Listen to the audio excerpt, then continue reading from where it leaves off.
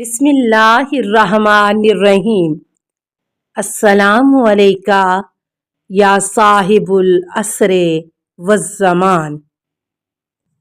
رمضان میں تمہاری سانسیں تسبیح ہیں، تمہارا سونا بھی عبادت ہے، تمہارے اعمال قبول ہیں، تمہاری دعائیں منظور ہیں۔ اس مہینے کا سب سے افضل عمل خدا کی حرام کی ہوئی چیزوں سے دور رہنا ہے۔ رسول خدا صلی اللہ علیہ وسلم از بہار جلد 96۔ یہ ایسا مہینہ ہے جس میں ایک رات 1000 مہینوں سے بہتر ہے۔ اس میں خدا نے روزے فرض کیے ہیں۔ اس مہینے میں ایک رات کھڑے ہو کر نماز پڑھنا دوسرے مہینوں کی 70 راتوں کی عبادت کے برابر ہے۔ امام محمد باقر علیہ السلام از بہار 96۔ جو رمضان کا مہینہ پالے اور اس میں اس کے گناہ معاف نہ ہوں تو خدا اس کو اپنی رحمت سے دور رکھے گا۔ امام محمد باقر علیہ السلام از بہار جلد 96۔ رمضان کا مہینہ اول رحمت ہے، درمیانی حصہ مغفرت معافیوں کا ہے اور آخری جہنم سے آزادی کا ہے۔ جناب رسول خدا صلی اللہ علیہ وسلم از بہار جلد 96۔ صحیح معنی میں بدقسمت انسان وہ ہے جو رمضان کا مہینہ پائے اور اس کے گناہ نہ بخشے جائیں۔ جناب رسول خدا صلی اللہ علیہ وسلم از بہار جلد 96۔ یعنی جو رمضان میں سچے دل سے شرمندہ ہو کر خدا سے معافیاں نہ مانگے اور اپنی اصلاح نہ کرے وہ واقعتاً بدقسمت و بدبخت ہے۔ خدا کا پسندیدہ کھیل۔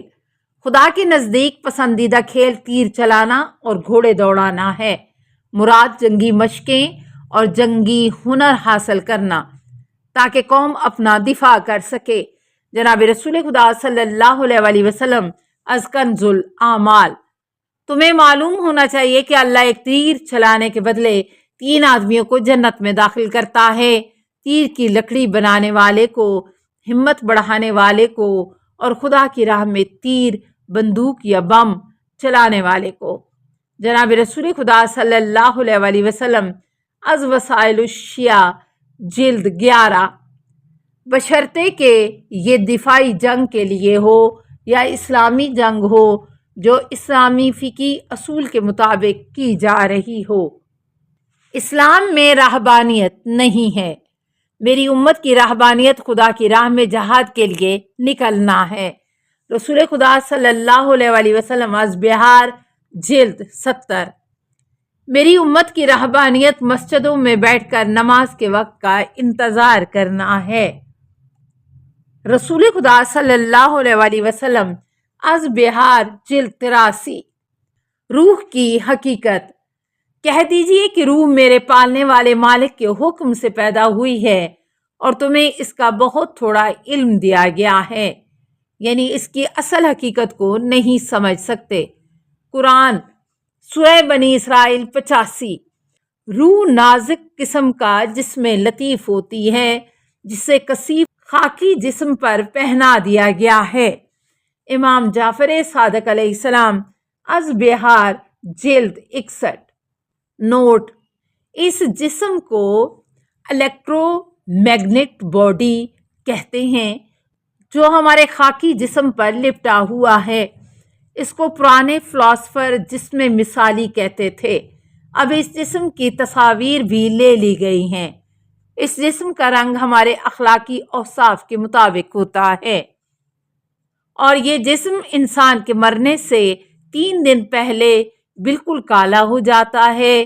مرنے کے بعد انسان اسی جسم کے ساتھ زندہ رہتا ہے، کیونکہ خدا کو علم تھا کہ اگر روحوں کو ان کے بلند مقامات پر رہنے دیا جائے گا تو ان میں سے اکثر اپنی ربوبیت کا دعویٰ کریں گی اور ایک دوسرے سے لڑیں گی۔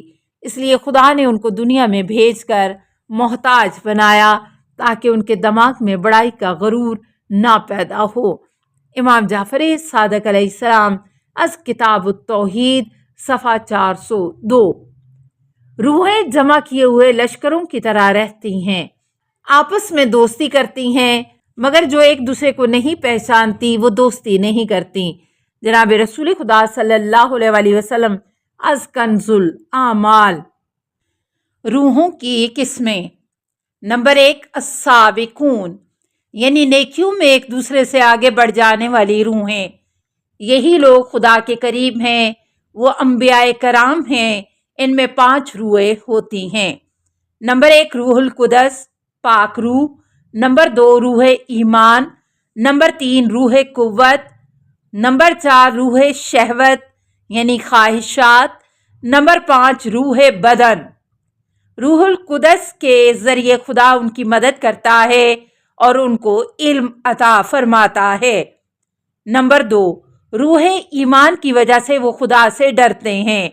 नंबर 3 रूह कुव्वत यानी इख्तियार की वजह से वो खुदा की अतात पर कादर होते हैं। नंबर 4 रूह शहवत, ख्वाहिशात के सबब वो खुदा की अतात को पसंद और नाफरमानी को नापसंद करते हैं। नंबर 5 रूह बदन के जरिए वो लोगों में घुलते मिलते हैं। हज़रत इमाम जाफर सादिक अलैहिस्सलाम अज़ काफ़ी जिल्द 1। अंबिया अलैहिस्सलाम रूहुल कुदस के जरिए अर्श से तहतुल सरा तक हर चीज़ की हकीकत को पहचान लेते हैं।